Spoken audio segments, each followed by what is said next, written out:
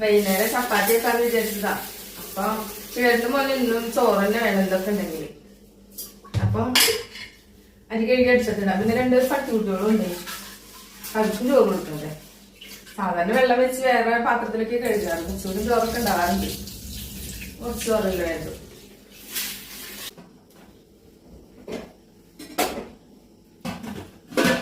അരിയിൽ വെള്ളം ഒഴിച്ചിട്ട് അടുപ്പത്തേക്ക് വയ്ക്കും. ഞാൻ ഗ്യാസ് തന്നെ ഉപയോഗിക്കാറുള്ളൂ, അടുപ്പ് അങ്ങനെ ഉപയോഗിക്കാറില്ല. പിന്നെ ഇന്നലെ മേടിച്ചിട്ടുള്ള ബീഫ് ഉണ്ട്, അത് ചൂടാക്കണം. പിന്നെ 2 കയ്യിലിട്ടില്ലെന്ന് വെച്ച് കഴിഞ്ഞാൽ ചട്ടക ഇട്ട് കഴിഞ്ഞാൽ ചീത്ത പറയും, അതുകൊണ്ട് കിട്ടില്ല. അവരുടെ വെക്കാനൊക്കെ ചട്ട തന്നെയല്ലേ നല്ലത്. അത് ചൂടാക്കാൻ വെക്കണം.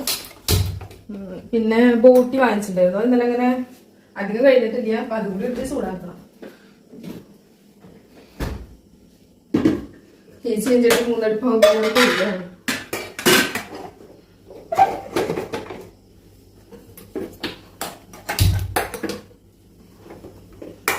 ഐസ് പരിവായിട്ടായിരിക്കും.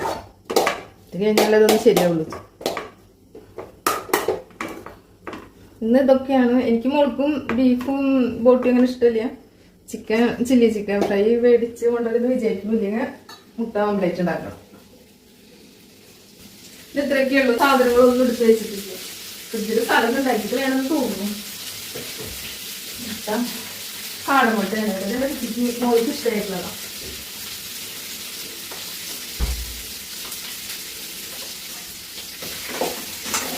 കുറെ സാധനങ്ങൾ എടുത്തേക്കാനുണ്ട്.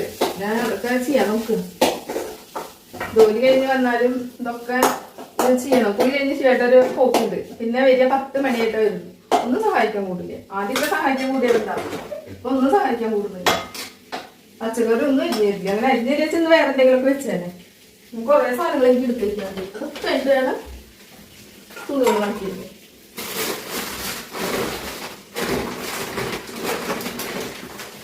വേസ്റ്റ് ഇടാനാണ് നമുക്ക് മേടിച്ച ബക്കറ്റിൽ ഇപ്പൊ ഇതൊക്കെ നിറച്ചേക്ക് അരിച്ചിടാൻ നേരം ചെയ്യുന്നു. അവിടെ വെക്കിട്ടതൊക്കെ ദേഷ്യം വരെ എന്താണ് അവിടെ തുടങ്ങി.